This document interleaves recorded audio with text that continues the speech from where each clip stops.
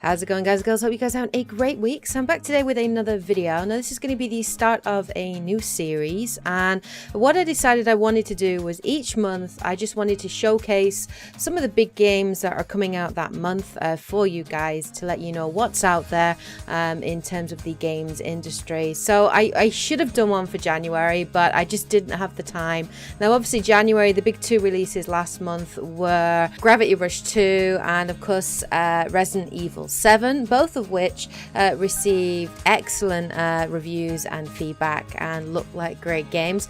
But this time I'm going to talk about February coming up. So these are 6 of the big games coming out in February 2017 that look interesting.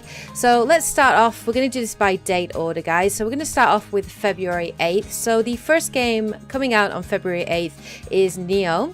Now I've already talked a little bit about this game before in the past, but for those of you that don't know, it's an upcoming action role-playing game developed by Team Ninja exclusively for the PlayStation 4. And Nier takes place in feudal Japan during a fictionalized version of the Sengoku period, when Japan was basically in the midst of a civil war prior to the ascension of the Tokugawa shogunate. Now players step into the shoes of William, a Western sailor in pursuit of an enemy who arrives in Japan and is enlisted by Hattori Hanzo, servant to Tokugawa Ieyasu, in defeating the yokai that are flourishing in the chaos of war.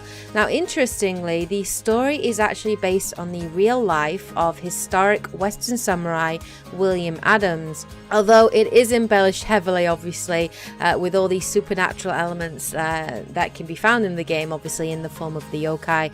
So the gameplay is heavily inspired by the Souls series, and it revolves around navigating different levels and defeating monsters that are infesting an area. Now that can be done single player. It can also be played cooperatively as well, and the world, it can always be online, so that you can call people in randomly to help you in different missions. Now the gameplay itself is a lot of fun. I did play the beta and really enjoyed it. It is very challenging but also accessible. The melee weapons, the ranged weapons like the pistol, the bow and arrow, the different stances that you can switch between, sort of high, middle, low stance, the ability to block and dodge and roll, the challenge of the different boss fights, particularly the yokai, make the game a lot of fun and really challenging. So if you are a fan of the Dark Souls series, then chances are you're going to really enjoy this game, and I'm sure you'll be incredibly interested in it. And if you're interested in Japanese culture and history as well, then this game might also be for you. Alright, next up is February the 14th. So there are 2 big games coming out on Valentine's Day. The first is For Honor, which is going to be available on the PlayStation 4, the PC and the Xbox One. And this is Ubisoft Montreal's medieval action game, where it features 3 factions: the Knights, the Samurai and the Vikings. Now this game will have a full single player experience as well as multiplayer. Now to go through a little bit of the single player, interesting, you can play it by yourself, but you can also play the single player cooperatively with a friend. And during the course of the single player, you will get to play as 3 main sort of heroes for each of the factions. Now, to give you an overview, the world itself that you actually fight through, originally this land was controlled by the Vikings. Now, what happened is there was a massive catastrophe. Something happened, which we've seen in the trailers, which looks like a massive earthquake or some terrible natural disaster. And what that basically did is it pretty much killed off most of the Vikings, and they were forced to flee their land. Now, the game is actually set 1,000 years after the events of this catastrophe, and what's happened is the Knights have come in and they've colonized that land. They've taken it for themselves.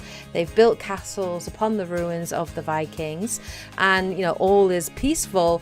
But then the Vikings pretty much come from the sea, and they turn up wanting to reclaim their home, or their sort of ancestral home, which is told through folklore, which is called Vulcanheim. As well, in this scenario, we also have the samurai, and I'm sure many of you are wondering, well, where did the samurai come into it? Well, the samurai are actually from an eastern land, and that land is actually quite terrible, and it's actually sinking and dying. And a faction of samurai are sent to this new world to discover new land, new territory. When they get there, they see that the knights have settled in their castles, but there is large patches of land that are still healing and are kind of wasteland, not being used, and they decide that this land is perfect for them to settle. They send word back to their emperor, and they get no response. So the samurai that are there very much believe that they are the last of their kind, and that if they die out, their entire culture will die out. So you basically have these three factions that are all fighting over the same kind of territorial land. In this as well, you do have a big bad called Apollyon, and she's a knight, and she basically is encouraging this fighting. She believes that in this whole idea of survival of the fittest and fighting for what you want. So she's definitely sowing the sparks between each of the factions. But that is pretty much the single player. You will get to see each of the different homelands, is what they've said, and play that. The multiplayer itself is a lot of fun as well. There are multiple game modes that you can play in, including domination, 2v2 brawl, 1v1 duel. We also have something called elimination, which is 4-player versus 4-player deathmatch, so to speak, where you all play on the same map. And as each of the factions, you can play, there are I think 4 or 5 playable characters within each of the different factions, all of which handle very differently, have very different move sets. Now, the biggest thing about For Honor that makes it interesting for me is the art of battle, which is designed to sort of imitate that kind of like stage battles that you get if you do sort of theatre. And the whole idea is there are 3 quadrants, up, left and right, and by using your your right thumbstick, you can defend in either direction, and if you defend and attack at the same time, you can parry and riposte and attack. The moves are a lot of fun, the combat is a lot of fun. Also in the most recent beta, we got to see something as well called the faction war, which is pretty much where at the beginning of the game you choose a faction, whether to be a Viking, a knight or a samurai, and after each battle that you have, you can actually use what's called war assets to attack or defend your own land or attack enemy land. And these battles and how your factions do, this will be measured throughout I think a 10-week period, at the end of which there will be rewards that you receive depending on how well your faction did. So the really interesting thing is everything that you do in the multiplayer really does have an effect upon the world, and will also have an effect upon the different maps that you can play as well, because the different zones in the map actually represent the playable maps that you can play. So for example, this month, if it is say a Viking controlled map, then all the color schemes and everything in there will reflect the Vikings, whereas next month if it's controlled by the samurai, then it will change to reflect that as well. So that's really interesting. But For Honor looks very interesting. It is one of the games I will definitely be picking up this year, and that's coming out February 14th. Also coming out February 14th is Sniper Elite 4, which will be available on the PlayStation 4, the PC and Xbox One. Now, this is an upcoming third-person tactical shooter stealth video game developed by Rebellion Developments, and this is the 4th game in the series. Now, Sniper Elite will be set in Italy in 1943 in the immediate aftermath of the events of Sniper Elite 3. Players will control Carl Fairburn, who is an officer of the Strategic Services Agent, and he is tasked to assist the Italian resistance to fight against the fascists in World War II. Now, if any of you that have played the Sniper Elite games, they are a lot of fun. I played the second game, really enjoyed it. I have picked up the third game, but I just haven't had time to play it. But for those of you that have played the game before, the X-ray kill cam is back, and it will show all your snipe shots and snipe kills in all the gruesome graphic detail that many of you have come to enjoy. But they have also said that there are some improvements to the game. The enemy AI is said to be improved, And the maps in the game are also significantly larger than were found in Sniper Elite 3, which they have said will grant players more freedom and open-ended gameplay. The maps will also feature some degree of verticality, and the game's new movement system actually allows Fairburn to climb and grab ledges. There will be cooperative missions, and competitive multiplayer mode as well will be back. So Sniper Elite 4 looks fun, and if any of you have played the previous games, I'm sure you will probably pick this up and will enjoy it a lot. But I love anything that's set in that kind of World War II era. I love the atmosphere, I love the whole stealth element, and you just feel badass when you're sniping somebody with that X-ray kill cam. Okay, coming out on February the 21st, we have Berserk and the Band of Hawk. Now this is coming out on PlayStation 4, PlayStation Vita, and also on PC.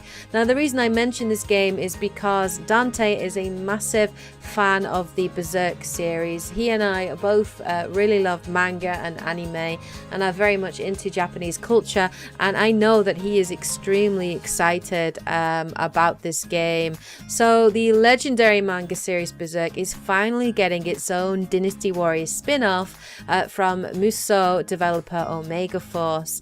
In it you can play as the main protagonist Guts, but you can also play as his group of sort of different mercenary fighters as well, known as the Band of Hawk. The game will basically follow the story of the manga series, for those of you that might be interested, starting in the Golden Age arc and ending in the Hawk of the Millennium Empire arc. And it has already been released in Japan since I think October, and the response has been incredibly favorable. It has received review marks of grades things like 8, 9 out of 10, and the PlayStation 4 version alone sold about 32,751 copies in Japan, so it has done very, very well. I have enjoyed some of the Dynasty Warriors games in the past, and I do like the idea of that sort of style with Berserk. I think it works incredibly well. Some of the combat looks overpowered. Some of the moves that Guts can do look overpowered as well. So for any of you that might be interested or have liked this manga, perhaps you might enjoy this game and you might want to pick it up. Also coming out on February 21st is Halo Wars 2, which will be exclusively available on the Xbox One and the PC. For those of you that don't know, this is a real-time strategy video game developed by 343 Industries and Creative Assembly. The game is set in the science fiction universe of the Halo series and is set in the year 2559, and it is actually a direct sequel to the 2009 video game Halo Wars, which was received very favorably and did quite well. The game actually sees the return of the human crew aboard the UNSC warship Spirit of Fire, and actually introduces a new alien faction known as the Banished. The new villain in the single player campaign is known as Atriox, and along with his mercenary group, the Banished, he actually plans to get his hands on, and this is a quote here, the most powerful weapon platform the galaxy has ever seen, according to the trailer's description, and you are obviously trying to prevent that from happening. The game will feature again a number of multiplayer modes that can be played online with up to 6 players. Skirmish will support cooperative or solo play against AI components. Deathmatch, for example, will involve fighting until only one player remains. Stronghold and Domination are multiplayer modes centered around controlling bases or nodes on the map. And there will be a new multiplayer mode which is called Blitz, which is putting a little twist to the genre's core mechanic by having the player focus on deck building and card-based strategy rather than base building and resource management. The game will also be part of Microsoft's Xbox Play Anywhere program, which will allow customers to play the game on both the Xbox One and on Windows 10 with just one purchase. So Halo Wars 2 is coming out. Now, for those of you that are really into your real-time strategy games, you might want to pick this up, and it's coming out in February.